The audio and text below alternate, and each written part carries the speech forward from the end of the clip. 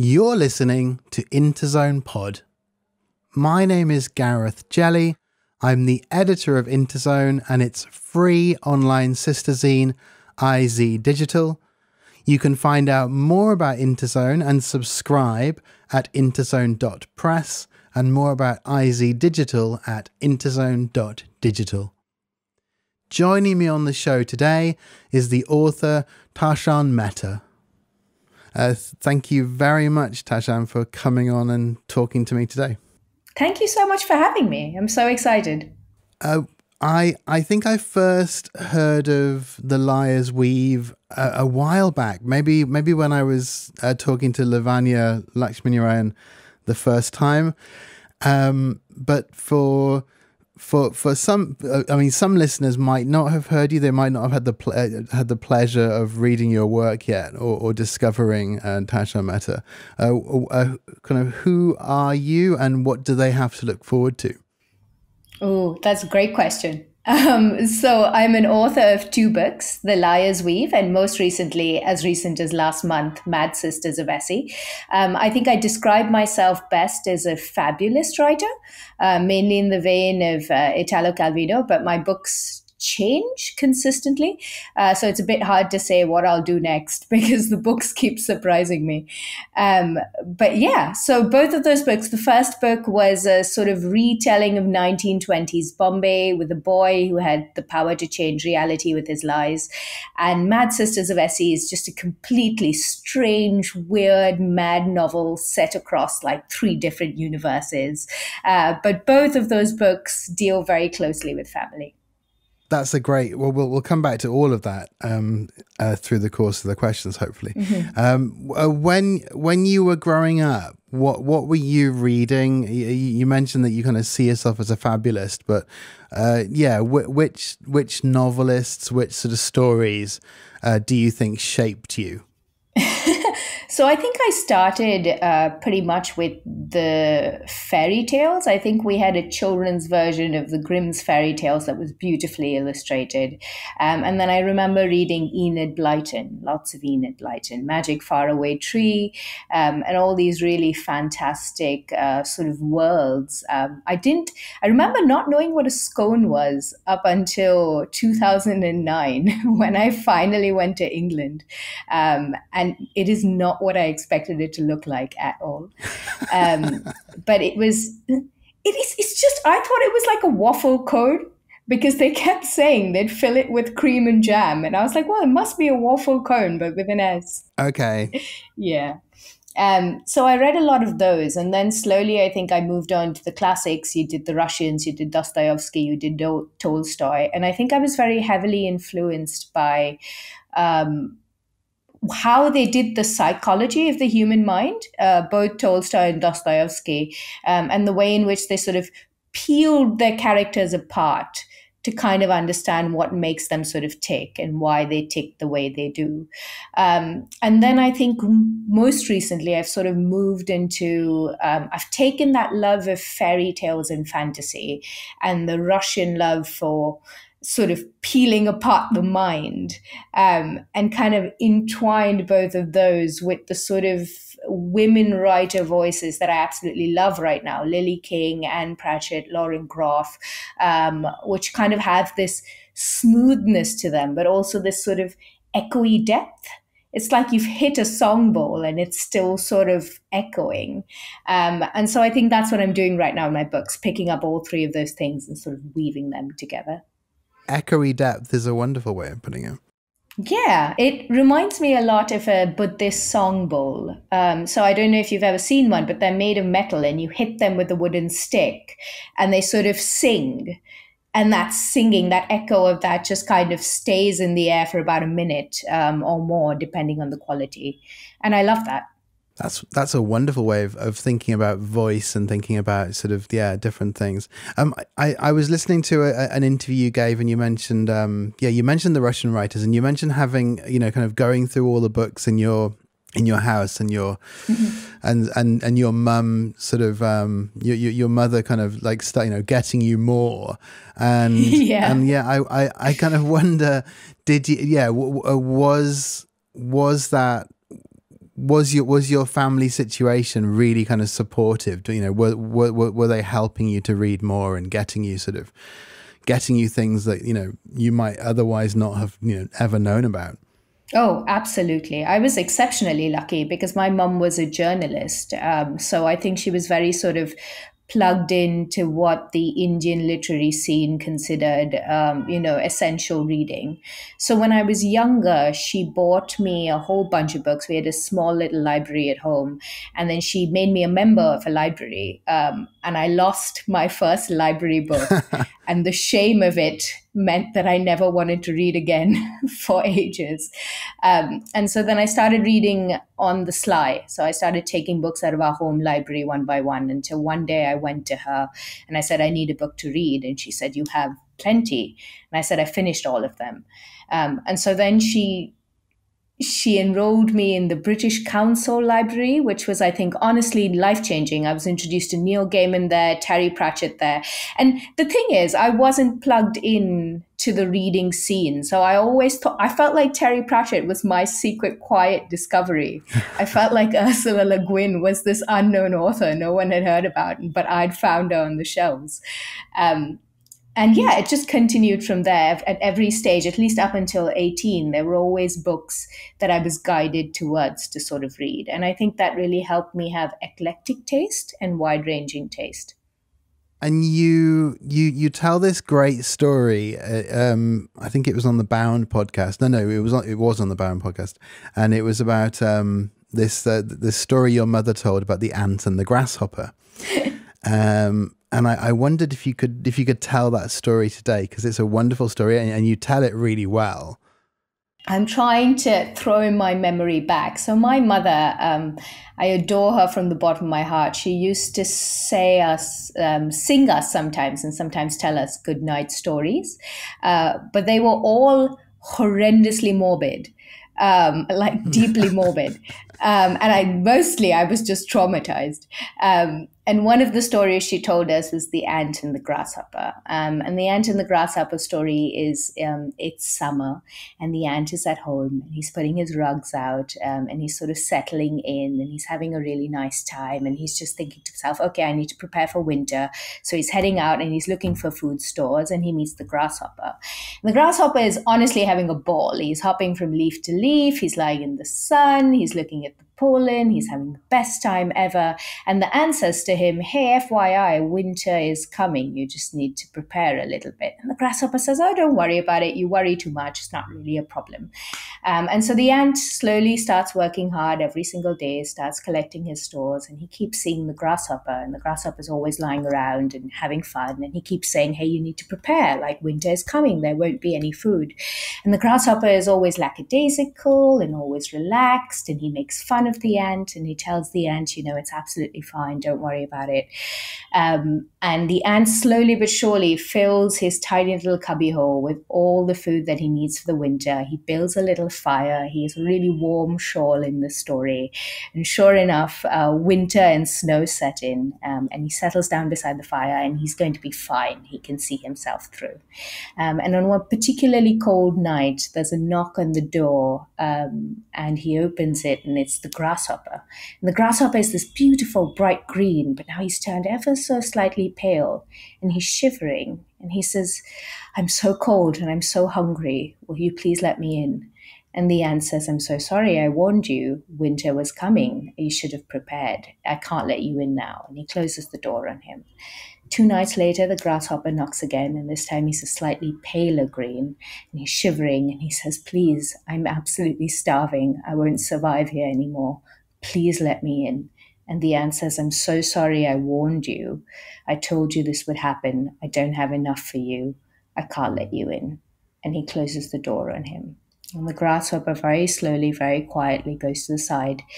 And 2 nights later, he's found dead, absolutely frozen. And from bright green, he's turned into this awful pale silver. Wow. And now when my mother told me that story, and I think it's really, really important to add, she was crying by the end of it.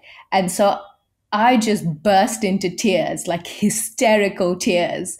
And my mom's like, no, the ant was correct. The ant is good. Don't worry. And I was inconsolable because I remember thinking to myself, there's just no reason why he couldn't have let him in.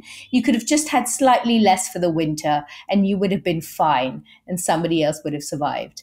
And my mom realized that she hasn't quite taught me the moral the way it was supposed to go.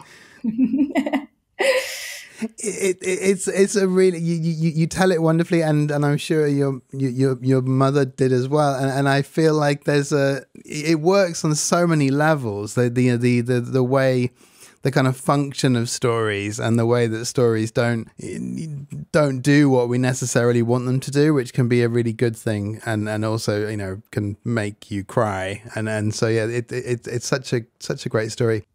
It also taught me from a very young age the importance of what detail, because I read the same story in a children's book the other day, and it's just the grasshopper knocks once, and the ant opens the door and says, you can't get any food. And the grasshopper goes quietly to the side of the house and says to himself, oh, this is entirely my fault. I will now die happily, having learned my lesson.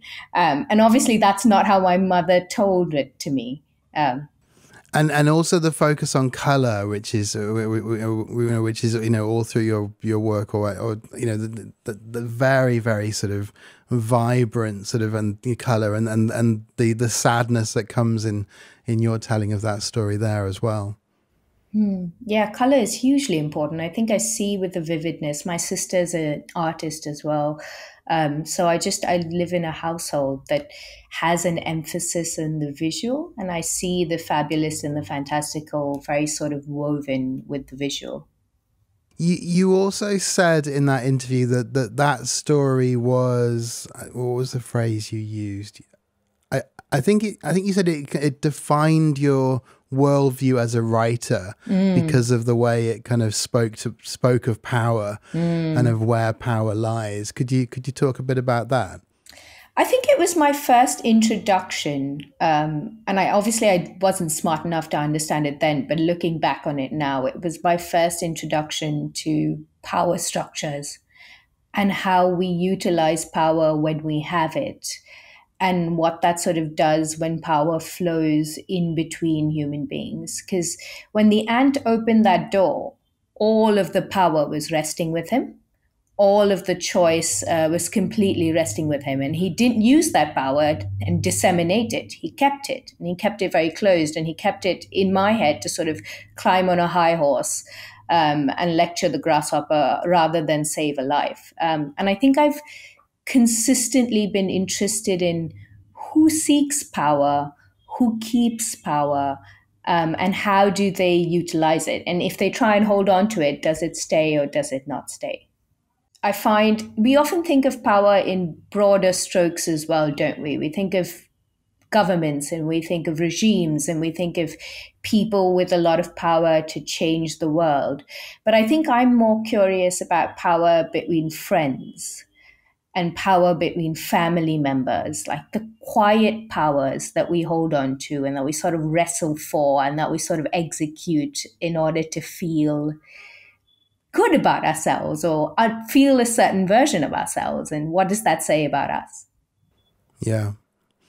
I don't want to jump ahead, but I was thinking about the Traveller and the sort of power dynamics there, and that's a really interesting key, I think, to some of the ideas that are running through your stories. Absolutely, 100%, and also how you perceive your possession of power and how others perceive your possession of power. It's just deeply interesting to me. I read once that power is liquid.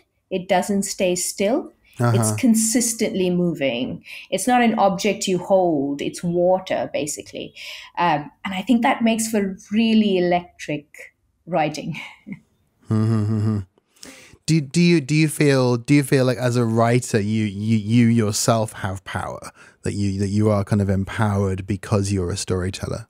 I do think so. I think there's an inherent power in articulation. I think when you say something, just by the act of carving it into words, you sort of carve it a bit deeper into reality. And it has that sort of power to live in somebody's mind. And more often than not, I've talked about this a lot recently with friends, but also in my talks. More often than not, if you can't find the language to describe your experience disappears. It doesn't get that solidity, it doesn't get that form. And that's why we work so hard to get the language, because if we have the language, we can hold it and we can keep an impression of it somewhere. And I think as writers, that gives us enormous power because we have the words, or we can use the words to look at the difficult things in life and sort of set that down and sort of etch that in. Right. That's and your family sort of supported your journey, towards being a writer. You studied overseas at Warwick University. How did that support and how did that time at Warwick sort of help you to find the language, help you to find those to sort of hone the tools or find those words? It was hugely transformative. I think more than anything else, I found friends who were doing similar sort of things to what I was doing. Maybe not in the writing itself, but in their aspirations or where they wanted to go or who they wanted to be. And we don't talk enough of the power of having found your people. When you find your people who see the same way in which you see, you shine brighter and you become bigger. It's almost like you feed off their energy. And I think Warwick sort of gave me those people that are still my best friends. They are still in my life. And I think that sort of changed the game for me, because in India, and I love India and I love how supportive my family was, but it was still, but the degree I did was English literature and creative writing. It is the strangest degree you could do if you come from India. It has zero job prospects. And it was really lovely to go to a university and meet people who wanted to do the same thing, who were sort of united in their pursuit of this as a profession, and sort of bounce off their own ideas or their own way of looking at art and compare it to my way of looking at art. But I think also what the UK gave me, which was hugely beneficial, was an understanding that cultural ways of looking differ. And often what I took to be good art was just white art. And that's just because the canon had been handed down to me when I was young. You read Shakespeare, you read Dickens, you read all of these they're good authors, they're fantastic authors, but your canon is set. It cannot be touched. And you assume they are fantastic because it's been handed down to you. And the more I tried to apply what I was learning at Warwick for my own stories, the more everything just started to break. Because the way you look in India, the way you look, I can't even say in India, the way you look in my personal experience, because India is so huge and so varied, just didn't fit into what they were telling me good writing should sound like. And that was scary. That was petrifying, because then you just have to go in there and sort of tear the whole thing apart to find a structure that works. Right. Because throwing out the canon is really interesting, and also I think it was your Strange Horizons roundtable where you talk about putting India in inverted commas, because you didn't really I think the way you put it was it was more about your personal perspective, and those things sort of driving your writing more than a particular country or place. Is that still the way you see it? Is it very much about finding that thing inside yourself, regardless of where you happen to be?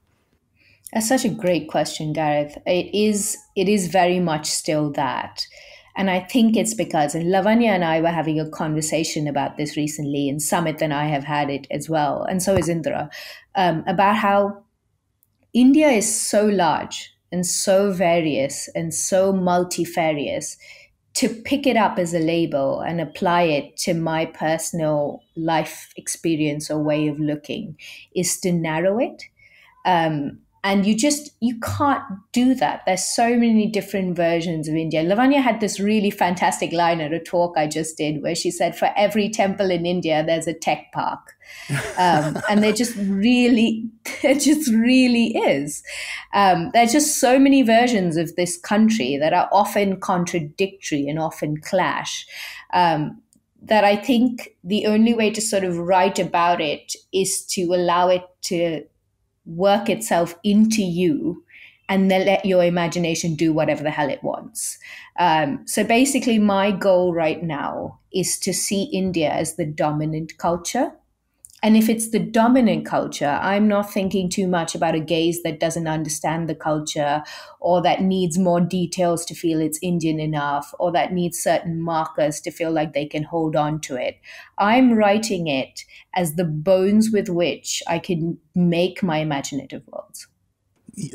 That's a great answer. The other thing I remember you saying in that round table was about how a lot of your reading was Indian writing in English, or in Indian fiction in English, and you felt that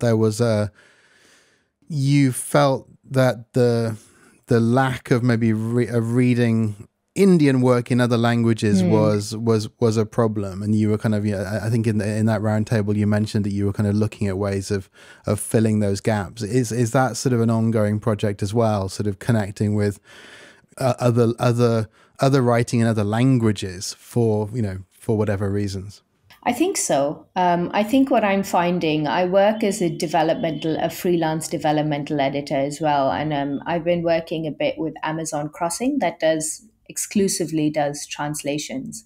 And I've realized the ways in which other languages see is just astonishing. It's so startling. And when you try and lift the soul of that and push that into English, you see English do really startling things and really gorgeous things in order to try and keep up with story structures and ways of looking. And so I think, to me, there's such imaginative richness, but just such diversity in ways of seeing and ways of understanding in translated literature, that I'm consistently trying to sort of reach a bit closer for that, and see if it's just inspiring.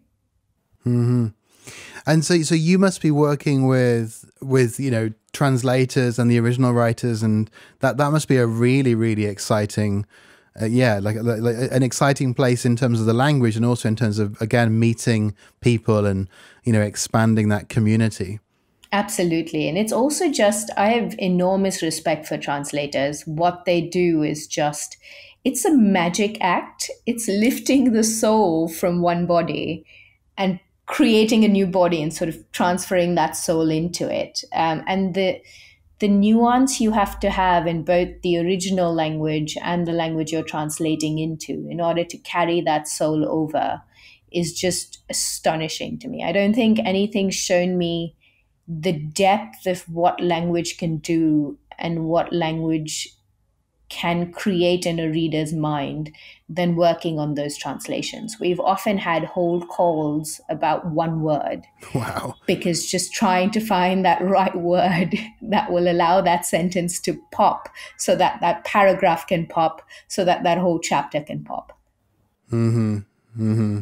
And getting it wrong and the whole sort of house of cards falls down. Exactly. It just kind of just flattens, right? But if you get that word right, everything just sings again. Yeah, back to the echoing depths. Yeah. You sort of yeah, I seem to really love that one. Tap it just right. Mm-hmm. Yeah, that's really intriguing. Moving to your first book, The Liar's Weave. This is available, like, for people listening. This is available as a Kindle book, I think, still in the UK and the US, certainly in the US. And yeah, it takes this sort of real, it takes something real, it takes this idea of the birth charts, and then it does something very brilliantly speculative with that. Can you talk a bit about the story behind that book? So the original idea for the Liar's Weave came to me at Warwick University. It was actually, I did the first chapter for my thesis, and I've always been fascinated by birth charts because I got mine done when I was 13 years old. And I think you're meant to do it when you're born, but I got mine done when I was 13 years old because I'm Parsi, so we don't follow it. And I remember sort of reading about when I would get married or how rich I would be and what my worst years would be and what my best years would be. And I remember sort of feeling this voyeuristic delight for my own life. And this sort of weird sort of eagerness to see if it matches up and to see if my reality would actually become that. And so I took all that voyeuristic delight and all that eagerness and I sort of channeled it into a book idea because I said, okay, what if all of these were actually true? Would that be freeing? Would that be delightful? Would that be scary? Would that just basically be awful for the people involved? And then it sort of entwined with an idea. It was sort of a line that I had from a short story, which was, the worst lies are the ones we tell ourselves. And that sort of sparked this idea of this boy who could change reality by lying. But he couldn't see the effect of his lie. So if there's a pencil case in front of him and it's black and he said it was blue, it would become blue for everyone else, but it would stay black for him. And obviously that's fine for the tiny lies. But if you're a tiny little boy who wants power and wants to be important and wants to feel valued, those lies start getting bigger and bigger and bigger. And so I think, to me, the central crux of this book has always been powerlessness in power. Like, he has ultimately large and grand power and very, very deep powerlessness embedded into that power. So that was interesting to play around with. That's like an incredibly powerful sort of SF or speculative idea, or or fabulist idea. Did you always see yourself as a speculative, fabulous writer, or did you start out kind of thinking, I'm going to write something, I'm going to write, literary fiction or historical fiction or something different? I think I always saw myself as a literary writer, but only because I didn't know what categories meant. So I always knew I would have something speculative in it, but I just assumed that was part of the literary canon because obviously I'd grown up on Garcia Marquez and Mario Vargas Llosa and Cortázar, and all of them are very much marketed to you as literary, even though they are extremely speculative. And so I'd never seen the fabulous or the magical or the weird as distinct from my work. I don't think it's possible because I see the world like that. I see the world as having magic in it or the inexplicable in it consistently. And I think that always finds its way into my book ideas. So I always knew I would write speculative fiction. I just didn't know it was called speculative fiction. That's a great way of putting it, and I think also these boundaries are incredibly arbitrary, right? Absolutely. So we see them and we use them, but do you feel that as well? That in terms of particularly maybe right now because you're in the middle of it, the marketing side of things, do you feel that the boundaries that are put up between these genres are problematic? I think they are, and I think they're deeply complex as well. I understand why we have definitions of fantasy. So Mad Sisters of ESI has been marketed as a fantasy book in India, and it very much is because it's set in an alternate reality, but it doesn't do what traditional mainstream fantasy does. And so I have this weird dichotomy where my readers won't pick up my book because they think it's fantasy and it's not made for them when it is. And a lot of mainstream fantasy readers who want, say, a quest are picking up my book and saying, well, this is not the fantasy I thought I was getting. I'm disappointed. So it's this interesting sort of balance, I think, between expectations.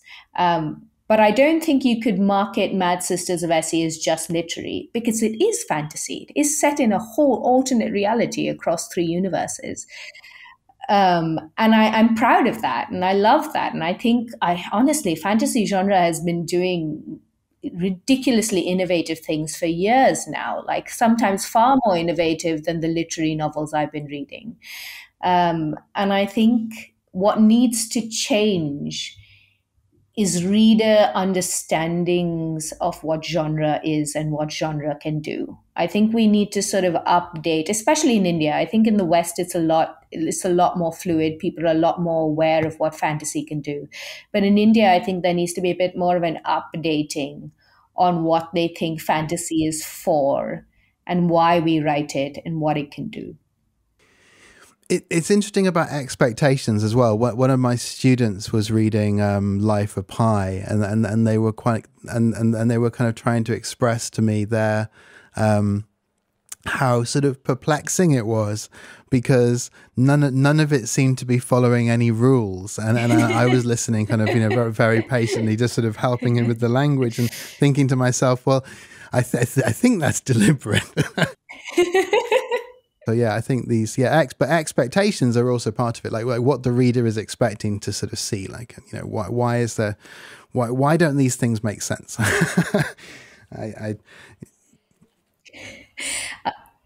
And I agree with you on, I think mostly when a book does badly, it's because marketing has pitched it in a certain way that reader expectations are just way off. And they're unable to meet the book as the book because they keep expecting it to become, I don't know, prom queen post page 3, and that's not who the book is. They just need to meet it as it is, but the expectations haven't been set correctly. Mm-hmm. I love that idea of meeting the book, like meeting the book that is in front of you, rather than sort of trying to sort of get frustrated by what isn't there. Yeah, for sure. Read it on its own terms. I also saw, I think it was on Instagram, that the Mad Sisters of Essi had snuck into, was it the world literature section of the bookshop or the international? Yeah, it really did. I love that. It was under the international fiction shelf. That made me very happy. That just seeing that there, for some reason, I just thought that's wonderful. This idea that it sort of broken its bounds and appeared somewhere else inside the bookshop. I honestly love that, because a lot of the conversations I've been having around this book is people have been asking, what is Indian about Mad Sisters of Essi? And it's Indian because I wrote it and I'm Indian. And my life experiences are in there, and my thought processes are in there, and my upbringing is in there, and the way in which I look at the world, which is shaped by my country and my culture, is in there. It's just all been scrambled up to make a different reality, but it's all very much in there. So I love that the sisters were like, okay, now I'm just going to go into international fiction as well. That's great. Going back to that Strange Horizons roundtable, you mentioned this seesaw between the fantastic and the real, where you can't really tell where you're standing. And yesterday I read something. Actually, this came via Indra and his on Blue Sky, because he mentioned Edward Young, and there was an Edward Young quote about making films not being about retelling dreams, but about giving life to dreams so that they resemble reality closely, and about how beautiful, like, that's great, right? And the way individuals connect with this fabricated reality is the power of film, sort of dreams, reality, story. And that's all very central to another of your stories, the one that was in the Gallant's book of South Asian science fiction, The Traveller. And I kind of, thinking about all those things, is storytelling for you akin to giving life to dreams? I think very much yes. I don't think I would have said this until after Mad Sisters of ESI, but Mad Sisters of ESI was very much fueled on this Dostoevsky quote that I absolutely love, which is, "It happened as always in a dream, when you leap over space and time and the laws of life and mind, and you stop only there where your heart delights." And I think that was very much a guiding sort of, it was the North Star for writing Mad Sisters of ESI. And ever since then, I've looked back at The Liar's Weave and at all of my short stories. And it's been pointed out to me that I take a lot of pleasure in setting up a reality and then melting it. I'm almost very, very keen on something to turn liquid at some point. And your stable ground is sort of taken away from you. And dreams are very much like that. Mm-hmm. Everything is possible. Everything is fluid. There are no rules, as your student told you.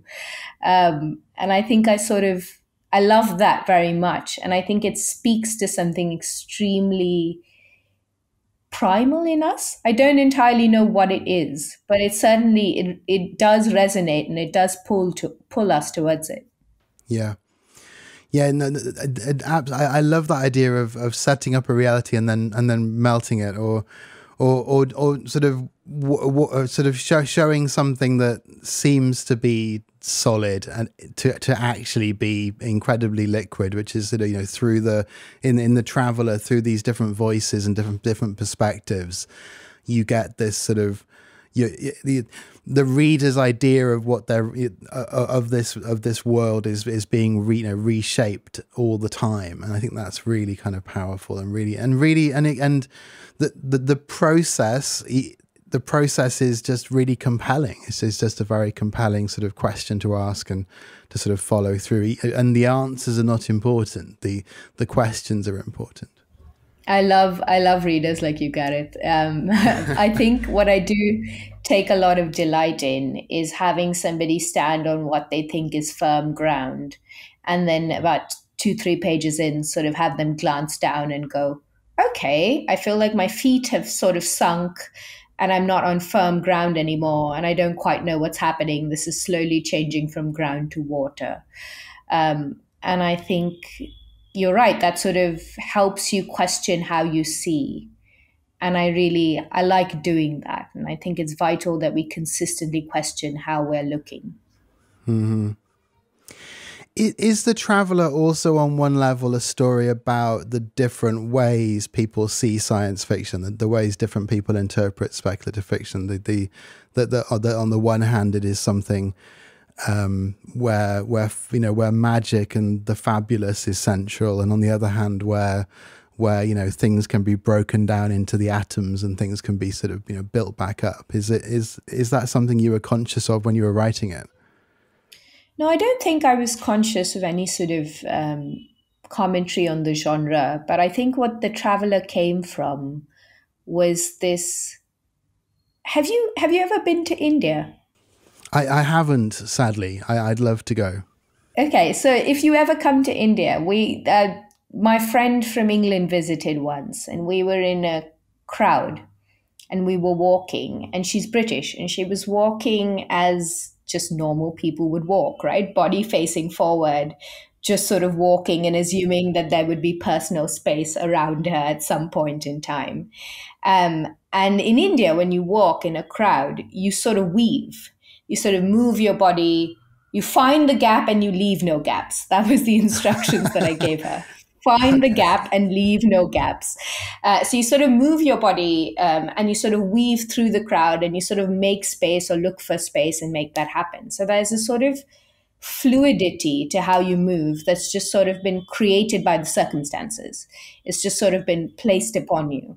And I found that sort of bendability and flexibility, and also sort of irrationality of a perspective very much in how we see and how we look and how we understand the world, versus, say, a more rigorous scientific, can be broken down, this cannot be possible perspective. And I was really curious on what it would look like to put both of those in a story and let the reader decide which one they thought was real, or whether both are simultaneously real at the same time.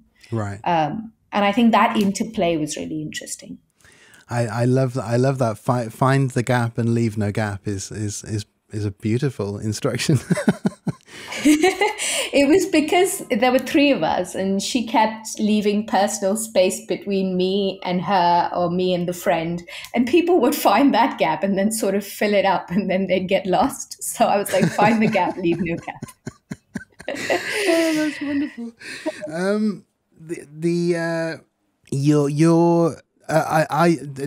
Before we move on to Mad Sisters of ESI in a bit more detail, generally when it comes to ideas and sort of and dreams and ideas, are you always juggling a lot of different ideas and figuring out ways of making them storyable? Are the ideas sort of easy to come by? They really were, I think, about 5-6 years ago. I feel like I always had 7 ideas in my head at one point in time, and ideas felt cheap and a dime a dozen. That's changed since the pandemic.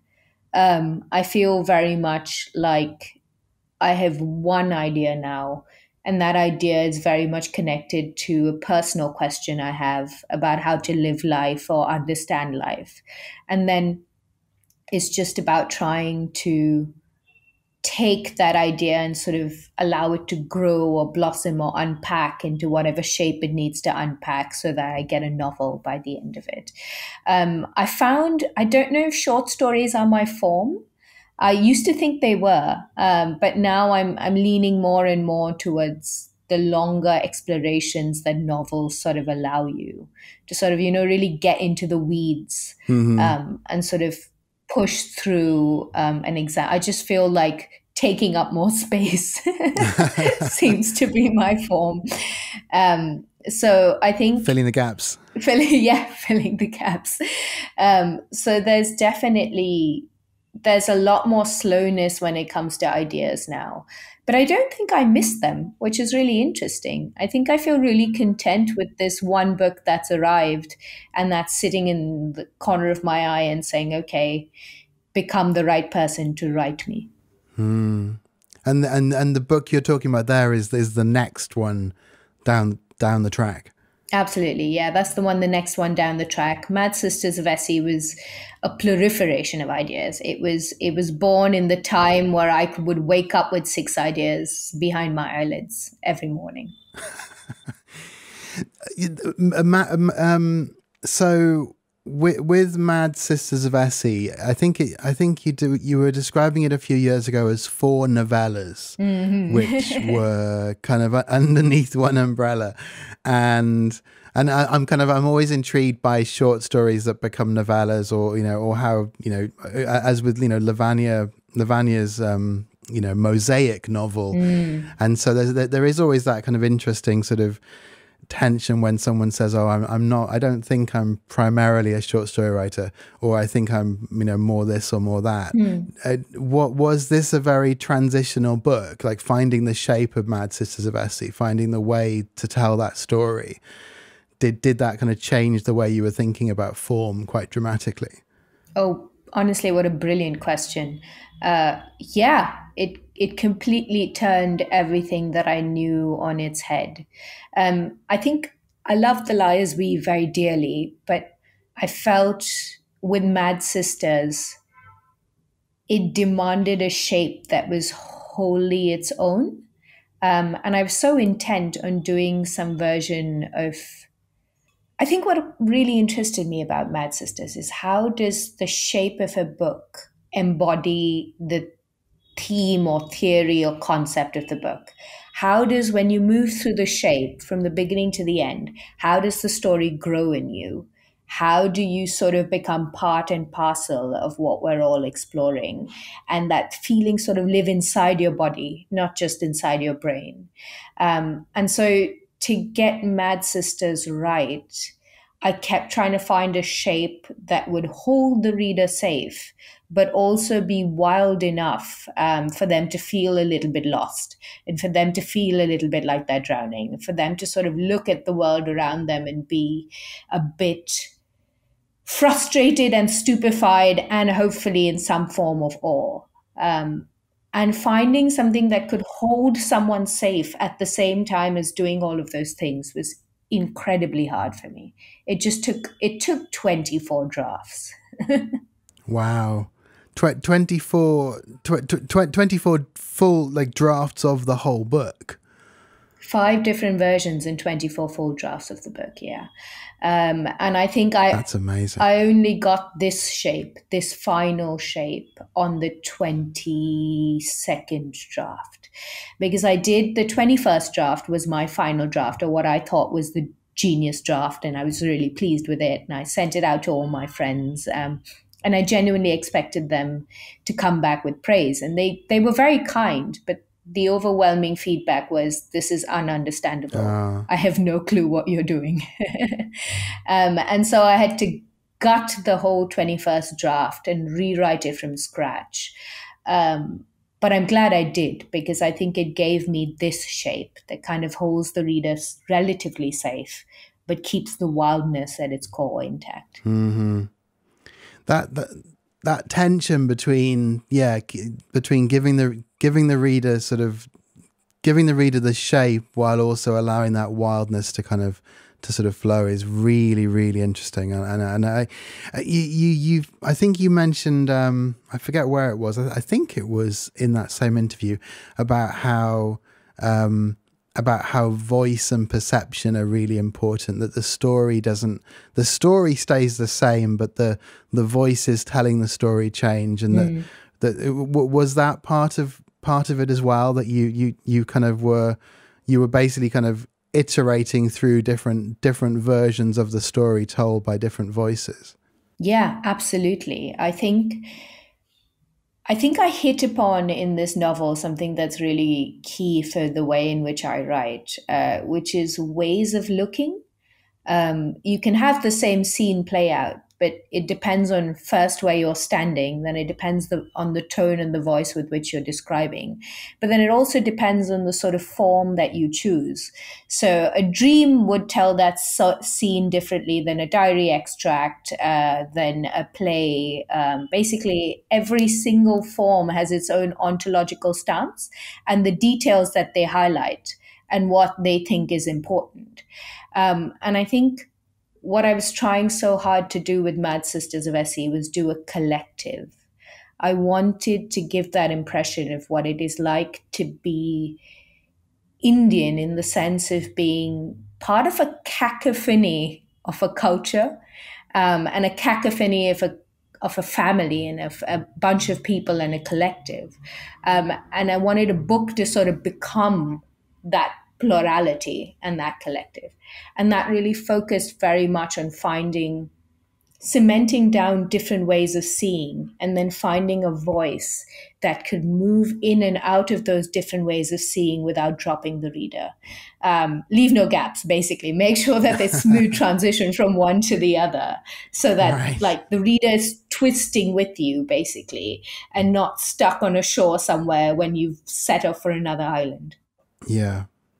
Yeah.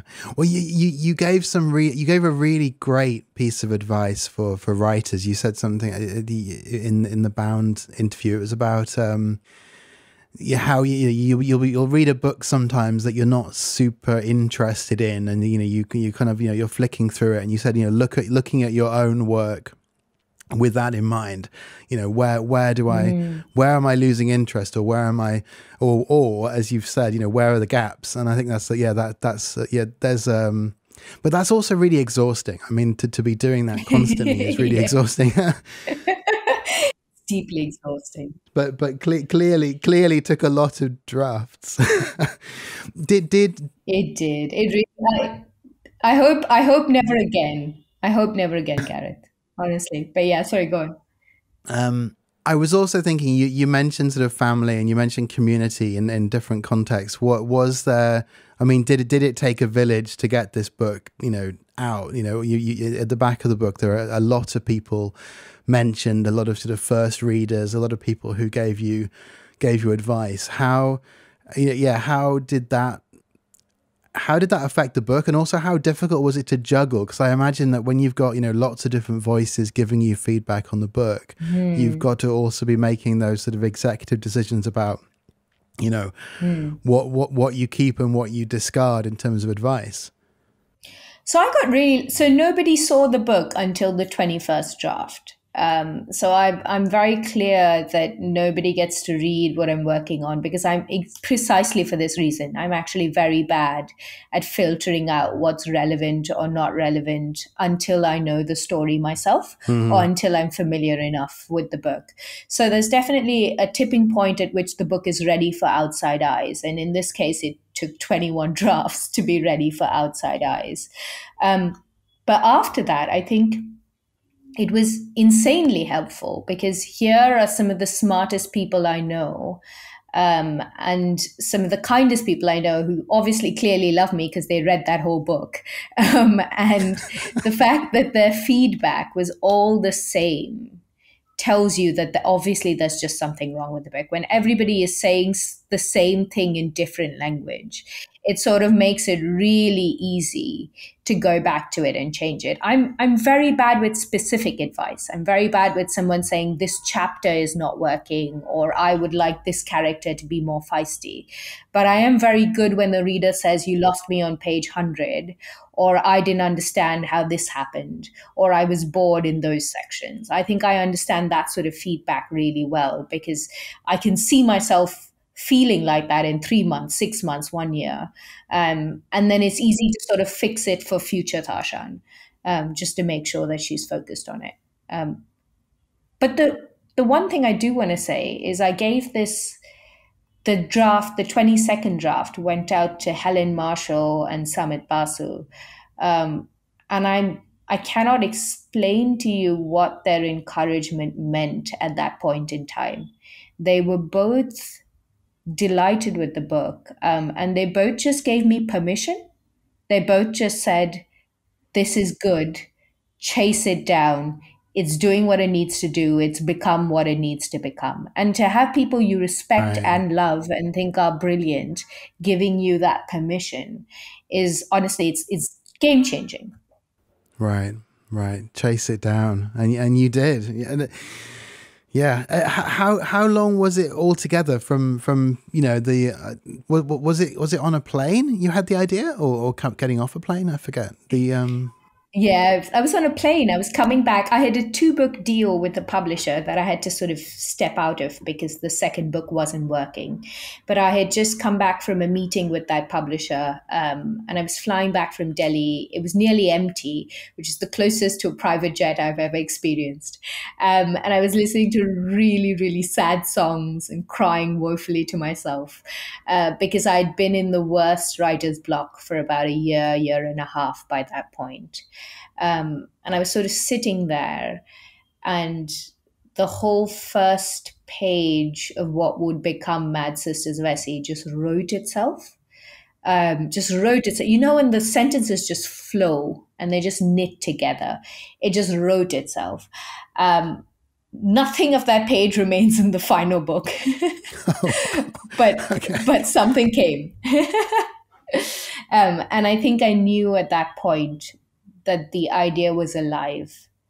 And if I just paid attention and I just listened, it would be something worth creating.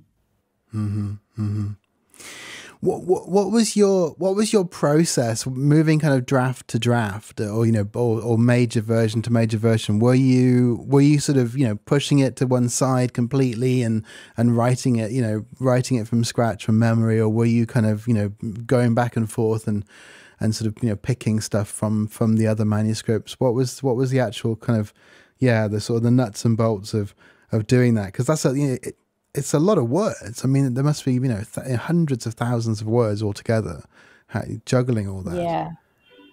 Yeah. So what I did was I wrote the first draft, which was a 40,000 word novella that was science fiction and along the theme of Blade Runner.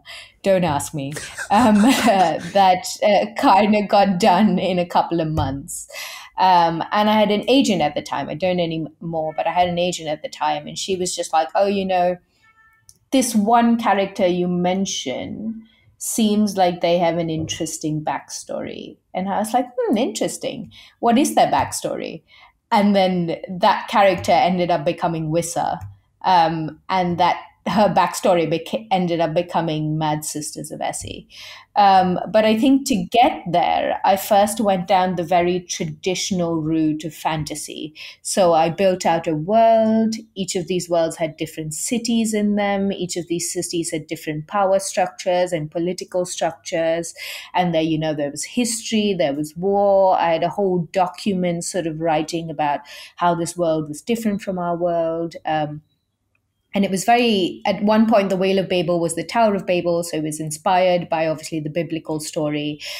So there was a lot of doing it as straight fantasy for a couple of drafts, then going, okay, this is not working. Let me change it into 4 interconnected novellas. So sort of changing the world of what I was doing for a couple of drafts, just consistently shifting out characters, changing what the story was. I'm basically a pantster. So I have to figure it out through the writing.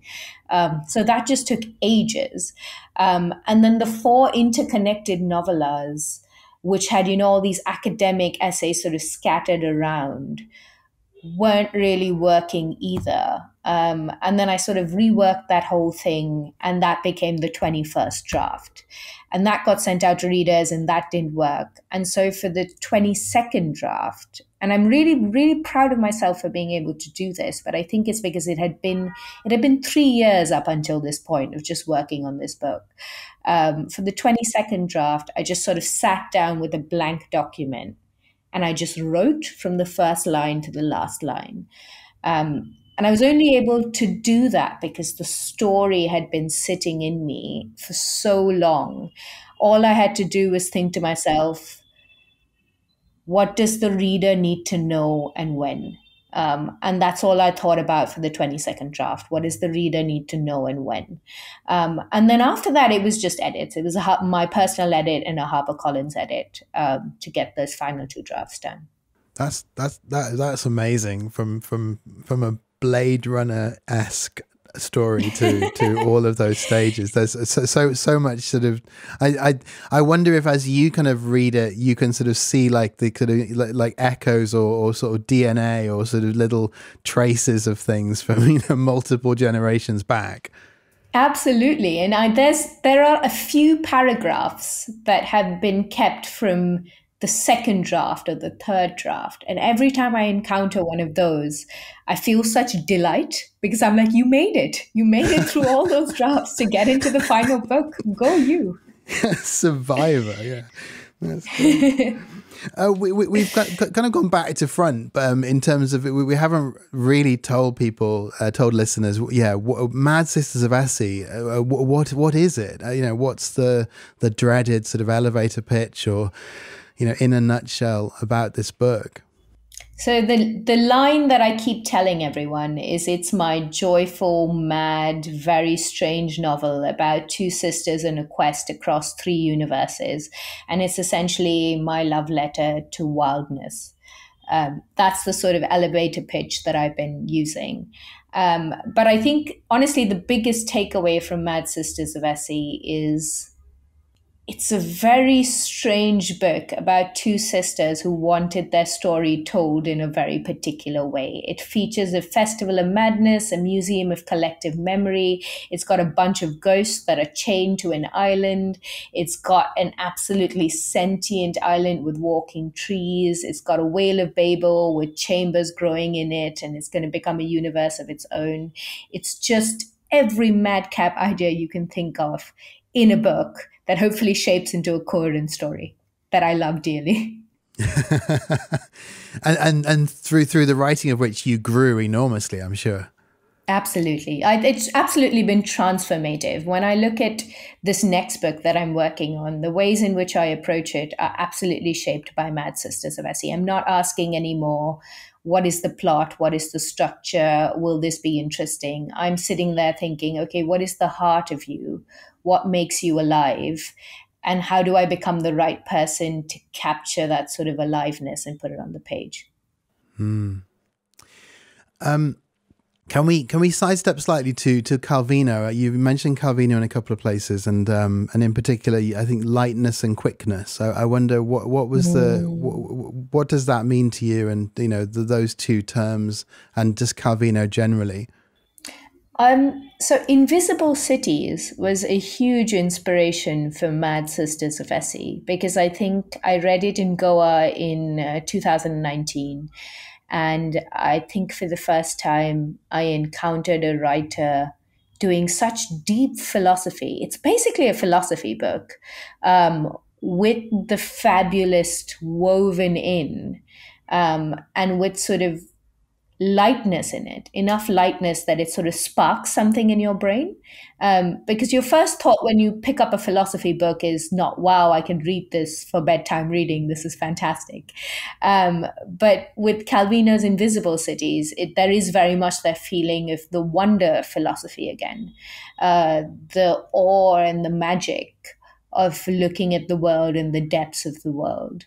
And so I read his 6 Memos for the Next Millennium, which is his nonfiction book on a series of lectures he did in Harvard from, I think, 1985 to 1986. He died before he could deliver those lectures, but they sort of collected his notes into the book. And he has the 2 chapters to me that was absolutely instrumental: lightness and quickness. Lightness basically talks about how a lot of literary writing feels that to give its storyline depth, you have to go heavy. You have to sort of make the world denser. And he said that his aim when creating something is to subtract weight, to make things light, but not haphazard. He uses a Paul Valery quote that I absolutely love: "Be light like the bird, not like the feather." Which I think is absolutely beautiful, because it's got that gorgeous sense of a bird swooping and sort of directing where it goes. And so he talked about how you can take all this depth, all this philosophy, all these intricate, deep ways of looking at the world, and sort of subtract weight from them and sort of lift them so that they float, and that you can sort of move through them easily as a reader. And then the depth sort of resonates in the reader because they're bringing their own brain to it and their own mind to it. I mean, coming back to that same sort of metaphor of hitting a song bowl and having it echo in you, it's about choosing those right words that can sort of get the echoes going inside the body of the reader. And I found that fascinating. Like, nobody had told me you could do that. Everybody told me you had to make it really dense. And I was like, wow, this is allowed. And then with quickness, he talks about these Greek myths and these fables, and perspective and movement. And it made me think a lot of momentum in a novel. How does a novel move? How does a novel flow? How does it take that reader from that first page, lift them up on a wave, and then sort of deposit them on that last page? Like, what are the dynamics that are making that novel move, essentially? And quickness was really interesting to me as a thought process, because my temptation is always to slow and to look very closely and very deeply. And I think there's space for that. But there's also space for using lightness and quickness together to sort of get your reader to flow through the story and experience it on one level, and then they can experience it again on another level if they come back to it. Wow. Yeah, that idea of momentum, and also kind of knowing what the engine or the heart is.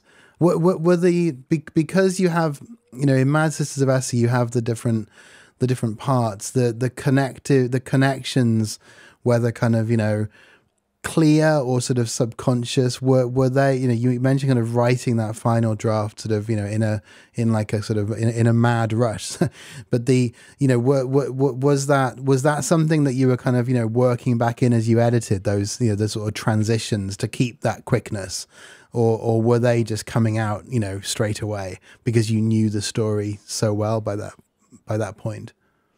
I think by the 22nd draft, they were coming out straight away. I think in the 21st draft, they weren't there at all. So I think I knew automatically that this is where the reader would be dropped in multiple points in the book. This is what I sort of need to put back in to kind of carry them from this one landing point to the next one. The one thing I didn't get right in the 22nd draft was the beginning of the book. And the very first page of the book was the very last page I wrote for it, which was written on the 24th draft. I just couldn't get that opening right. I didn't know how to lead you in well enough to sort of give you an outside perspective of the whale before I push you into the Whale of Babel. And I managed to get that first page on the draft with on the rewrite with HarperCollins. Sorry, the edit with HarperCollins. But other than that, I think the transitions between the story were much easier and much smoother. That's super interesting. Thinking about that next book, I obviously you can't say too much about something which is still forming, but is that idea, those ideas of lightness and quickness, and also the confidence you've gained, sort of getting to the sort of the end of the writing process of Mad Sisters of ESI. How is the shape of that looking? What do readers have to look forward to? What do I have to look forward to? So it doesn't have a shape as yet. I think quickness and lightness have become now part of how I write. It's really beautiful when knowledge of the brain sort of moves into knowledge of the body. And it's kind of kept safe by your body rather than by your thinking mind. And I feel like quickness and lightness and understanding shape have kind of just become now part of how my muscle memory understands how a sentence should sort of write itself on the page. But I think with this novel, I just moved it. It was set in Florence, on the outskirts of Florence. And just 1 week back, I lifted the whole thing and set it in Bombay in about the 1890s.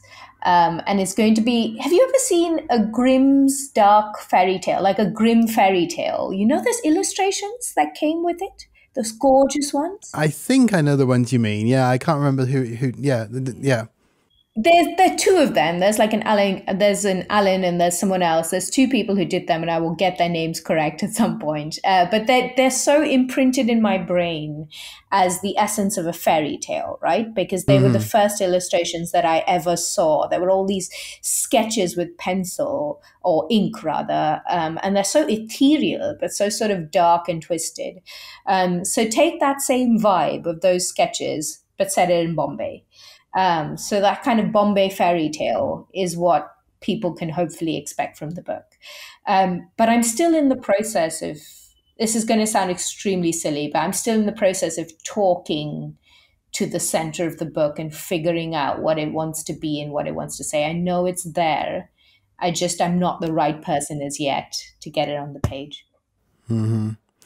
So do you think this one, maybe not so many drafts, but maybe it still needs more time? I think you said it was 3 or 4 years to get The Liar's Weave. And then this one, the Mad Sisters of ESI, was a few years. Do you feel like that so you need maybe to go through that kind of writing and rewriting to find that hard? I do definitely think I need to write and rewrite because I don't plan. And I've tried, but it just doesn't work. I need to sort of discover the story through language. So there is always going to be a messier process than a writer who's just good at sort of thinking it out and then working towards it through language rather than discovering it through language. But I'm very much hoping it's not 24 drafts and another 5 years. But I do think there's just honestly no way to tell. If you'd asked me 3 months ago, I would have told you this book is pretty much done and I just need to write it and we're fine and it will be over in 6 months. And now 2 weeks back, I just changed the whole setting and probably the plot line and almost all of the characters.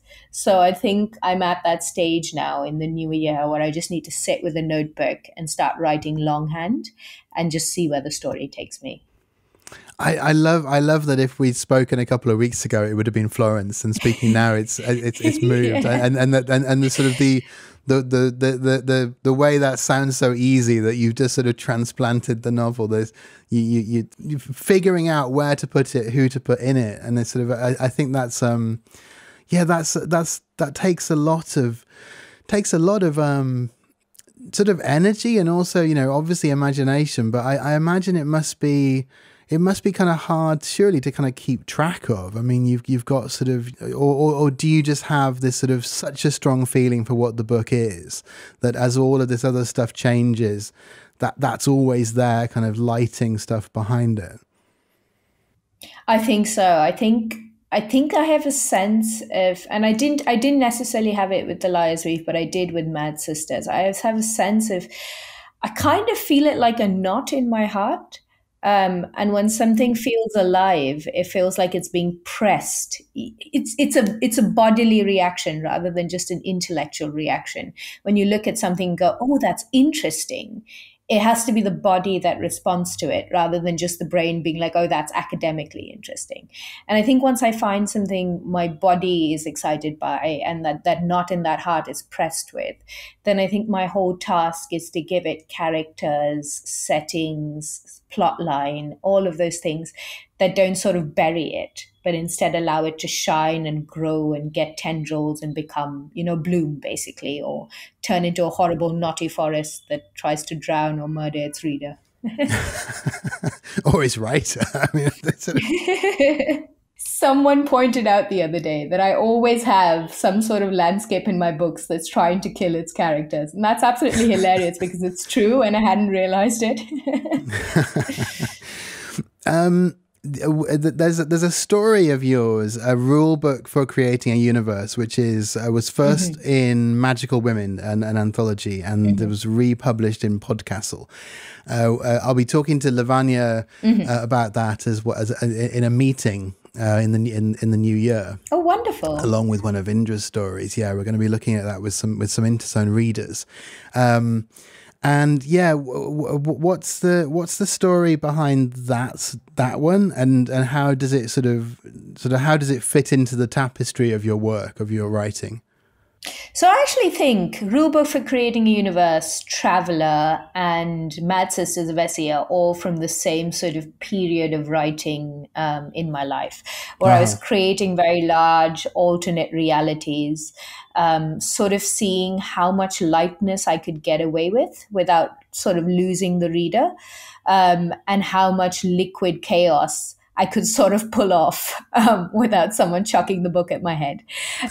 So I feel like those two short stories in that book is very much of that time period of my life. And I had started Mad Sisters of ESI by then, and I had already moved into this liquid fantastical state. And Rulebook for Creating a Universe was my first short story while I was writing Mad Sisters of ESI. And so I think I was taking the principles that I was sort of playing around with Mad Sisters of ESI and saying, okay, do you work on a shorter form? Can I get a reader to sort of follow me for 3,000 words while doing something liquid, but also focused on the interpersonal, which is very much a focus of Mad Sisters of ESI as well. And I think the reception that story got, like the love and the care and people who connected with it, gave me a lot of courage for Mad Sisters of ESI. It made me feel like, okay, this can work. It works in a shorter form. It probably will work in a longer one as well. What else have you? Yeah, what have you been reading recently that sort of has maybe had that kind of impact on you that you're kind of hoping that readers have with your book? That kind of knot, maybe, or that kind of just sort of have left an impression in you that you could recommend to listeners. So I think in terms of what's influencing my work right now, there's definitely a lot of female fiction that's honestly just brilliant fiction. Like, I would highly recommend Lauren Groff's The Matrix. I really, really enjoy Lily King's Euphoria. Anne Patchett pretty much does brilliant books, every book that she touches. I think I've been really curious about their perspectives and how they write people and how they write relationships, and how they hold those relationships sacred or not sacred. And so I think a lot of my conversations have been with those very literary books and saying, okay, what happens if we throw some magic in there and give somebody more power? How does that sort of change the game interpersonally and relationship wise? But in terms of what people are doing in the Indian sector, that I think is just mentally exciting me, because I think there's so many books coming out now from South Asia, not just India, that's basically inverting and scrambling and melting categories and sort of eating them alive, which I delight in. And so the books that I absolutely adore is The Jinbot of Shantipot by Samit Basu. The Last Dragoners of Beaubazar by Indrapramit Das. He describes it as normal people in Calcutta with dragons, and it's just, honestly, it's breathtaking. The 10% Thief by Lavanya Lakshmi Narayan, who you'll be speaking with, who's absolutely a genius. And sometimes the way she looks is honestly astonishing for me. And The Saint of Bright Doors by Vajra Chandrasekhara, who's just sort of taken fantasy and been like, hey, I'm going to remake this whole thing into whatever I want it to be. And it's beautiful and brilliant. Some very, very strong recommendations. Thank you so much for coming on the show, Tashan Mehta. It's been a wonderful conversation about your writing and all sorts more. I hope that the next time you have something out, you can come back on. It would be wonderful. I would absolutely love to. This has been incredible. Thank you so much for these questions and this conversation. It was great. You've been listening to INTERZONE Pod with me, Gareth Jelley, and my guest today, Tashan Mehta. Find out more about INTERZONE at interzone.press and find out more about INTERZONE's free online sister zine, IZ Digital, at interzone.digital. Thanks for listening. See you next time.